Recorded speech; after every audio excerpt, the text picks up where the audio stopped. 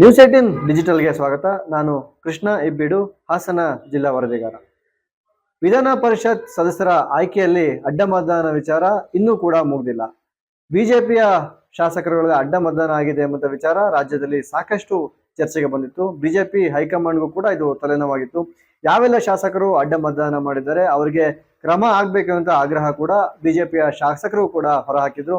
ಅದೇ ನಿಟ್ಟಿನಲ್ಲಿ ಸಾಕಷ್ಟು ಹೆಸರುಗಳು ಕೂಡ ತೇಲಿ ಬಂದು ಅದರಲ್ಲಿ ಹಾಸನ ಜಿಲ್ಲೆಯ ಬೇಲೂರು ಶಾಸಕರಾಗಿರ್ತಕ್ಕಂಥ HK ಸುರೇಶ್ ಅಂದ್ರೆ ಹುಲ್ಲಳ್ಳಿ ಸುರೇಶ್ ಅವರು ಅಡ್ಡ ಮತದಾನ ಮಾಡಿದ್ದಾರೆ ಎಂಬಂತ ವಿಚಾರ ಚುನಾವಣೆ ನಡೆದ ದಿನದಿಂದಲೂ ಕೂಡ ಸಾಕಷ್ಟು ಚರ್ಚೆ ಆಗಿತ್ತು.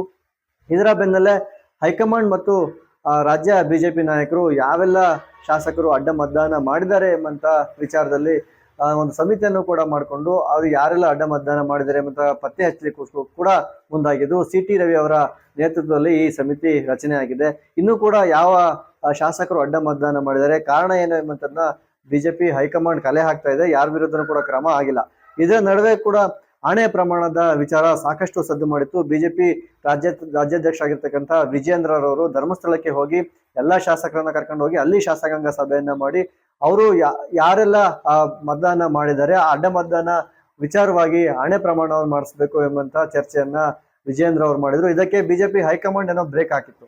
ಆದ್ರೆ ಈಗ ಮತ್ತೊಂದು ಮುಂದುವರೆದ ಭಾಗ ಆಗಿ ಬಿಜೆಪಿಯ ಶಾಸಕ ಹುಲ್ಲಳ್ಳಿ ಸುರೇಶ್ ಅವರು ಈ ವಿಚಾರವನ್ನ ಮುನ್ನೆಲೆಗೆ ತಂದಿದ್ದಾರೆ. ಇವತ್ತು ಬೆಳಗ್ಗೆ ತಮ್ಮ ಕಾರ್ಯಕರ್ತರನ್ನ ಕರ್ಕೊಂಡು ಧರ್ಮಸ್ಥಳಕ್ಕೆ ಹೋಗಿದ್ದಾರೆ. ಅಲ್ಲಿ ಆಣೆ ಪ್ರಮಾಣವನ್ನ ಮಾಡಿದ್ದಾರೆ. ನಾನು ಯಾವುದೇ ಕಾರಣಕ್ಕೂ ಅಡ್ಡ ಮತದಾನ ಮಾಡಿಲ್ಲ ಮತ್ತು ನನ್ನ ಕ್ಷೇತ್ರದ ಜನತೆಗೆ ನಾನು ಮೋಸ ಮಾಡಿಲ್ಲ ಎಂಬಂತ ಸ್ಪಷ್ಟ ಸಂದೇಶವನ್ನ ಕ್ಷೇತ್ರಕ್ಕೆ ಮತ್ತು ಬಿಜೆಪಿ ಹೈಕಮಾಂಡ್ಗೆ ರವಾನೆ ಮಾಡಿದ್ದಾರೆ. ಮೊದಲು ಸುಮಾರು ಬೆಳಗ್ಗೆ ಮುಂಜಾನೆ ಅವರು ಬೇಲೂರಿನಲ್ಲಿ ಚೆನ್ನಕೇಶವ ದೇವಸ್ಥಾನ ಏನಿದೆ, ವಿಶ್ವವಿಖ್ಯಾತ ಆಗಿರ್ತಕ್ಕಂಥ ಬೇಲೂರು ಚೆನ್ನಕೇಶವ ದೇವಸ್ಥಾನದಲ್ಲಿ ಆಣೆ ಪ್ರಮಾಣವನ್ನು ಮಾಡಿದ್ರು. ನಾನು ಮೋದಿಜಿಯವರ ನೆರವಿನಲ್ಲಿ ಗೆದ್ದು ಬಂದಿರ್ತಕ್ಕಂಥದ್ದು. ಮೋದಿಜಿಯವರು ನನ್ನ ಕ್ಷೇತ್ರಕ್ಕೆ ಬಂದು ಪ್ರಚಾರವನ್ನ ಮಾಡಿದ್ದಾರೆ. ನನ್ನ ಗೆಲುವಿನಲ್ಲಿ ಅವರ ಪಾತ್ರ ಇದೆ. ಅಂಥವರಿಗೆ ಮೋಸ ಮಾಡಿದ್ರೆ ನಾನು ಉದ್ಧಾರ ಆಗೋಲ್ಲ, ದೇವರು ಕೂಡ ನನ್ನನ್ನು ಕ್ಷಮಿಸೋದಿಲ್ಲ ಎಂಬಂತ ಆಕ್ರೋಶದ ನುಡಿಯನ್ನು ಕೂಡ ಆಡಿದ್ರು. ಅದೇ ರೀತಿಯಲ್ಲಿ ಬೇಲೂರಿನ ಜನತೆ ಮಾತ್ರ ನನ್ನನ್ನು ಕೊಂಡ್ಕೊಳ್ಬಹುದು, ಅದನ್ನು ಬಿಟ್ಟರೆ ನನ್ನ ಹಣದಿಂದ ಯಾರು ಕೂಡ ಕೊಂಡ್ಕೊಳ್ಳಿಕ್ಕೆ ಸಾಧ್ಯ ಇಲ್ಲ. ನಾನು ಸಮೃದ್ಧಿಯಾಗಿದ್ದೀನಿ, ನನಗೆ ಯಾವುದೇ ರೀತಿಯಿಂದ ಹಣದ ಆಸೆ ಇಲ್ಲ. ನಾನು ಆರ್ಥಿಕವಾಗಿ ಕೂಡ ನೆಮ್ಮದಿಯಾಗಿದ್ದೇನೆ. ನನಗೆ ಯಾರ ಹತ್ರನೂ ಕೂಡ ನಾನು ಮಾರಾಟ ಆಗುವಂತ ಪರಿಸ್ಥಿತಿಯಲ್ಲಿ ನಾನು ಇಲ್ಲ ಎಂಬಂತ ಸ್ಪಷ್ಟ ಸಂದೇಶವನ್ನ ಎಲ್ಲರಿಗೂ ಕೂಡ ಆರೋಪ ಮಾಡಿದ್ರು ಅವರೆಲ್ಲರಿಗೂ ಕೂಡ ರವಾನೆಯನ್ನ ಮಾಡಿದ್ರು. ಅದೇ ನಿಟ್ಟಿನಲ್ಲಿ ತನ್ನ ಕಾರ್ಯಕರ್ತರನ್ನ ಬೇಲೂರು ಚೆನ್ನಕೇಶವ ದೇವಸ್ಥಾನದಲ್ಲಿ ಒಂದೆಡೆ ಸೇರಿಸ್ಕೊಂಡಿದ್ರು. ಸುಮಾರು 100 ಕಾರ್ಯಕರ್ತರು 10 ಕಾರುಗಳ ಮುಖಾಂತರವಾಗಿ ಹಾಸನ ಜಿಲ್ಲೆಯ ಬೇಲೂರಿನಿಂದ ಮೂಡಿಗೆರೆ, ಕೊಟ್ಟಗೆಹಾರ ಮತ್ತು ಉಜಿರೆ ಮಾರ್ಗವಾಗಿ ಧರ್ಮಸ್ಥಳಕ್ಕೆ ತೆರಳಿ ಅಲ್ಲಿ ಧರ್ಮಸ್ಥಳದ ಮಂಜುನಾಥ ಸ್ವಾಮಿ ದೇವಸ್ಥಾನದಲ್ಲಿ ಆಣೆ ಪ್ರಮಾಣವನ್ನ ಮಾಡಿದ್ರು. ನಾನು ಯಾವುದೇ ಕಾರಣಕ್ಕೂ ಅಡ್ಡ ಮತದಾನವನ್ನ ಮಾಡಿಲ್ಲ, ನಾನು ಪಕ್ಷ ನಿಷ್ಠೆಯನ್ನ ಉಳಿಸ್ಕೊಂಡು ಹೋಗ್ತಾ ಇರ್ತಕ್ಕಂಥ ಶಾಸಕ. ಬೇಲೂರಿನ ಜನತೆ ನನಗೆ ಆಶೀರ್ವಾದ ಮಾಡಿದರೆ, ಬಿಜೆಪಿ ಅಂತ ಹೇಳಿದ್ರೆ ನಾನು ಆ ಬಿಜೆಪಿನ ಕಟ್ಟಲಿಕ್ಕೆ ಮುಂದಾಗಿದ್ದೇನೆ. ನನಗೆ ಬಿಜೆಪಿ ಹೈಕಮಾಂಡ್ ಕೂಡ ಅಷ್ಟೇ ಸಹಕಾರವನ್ನ ನೀಡಿದೆ.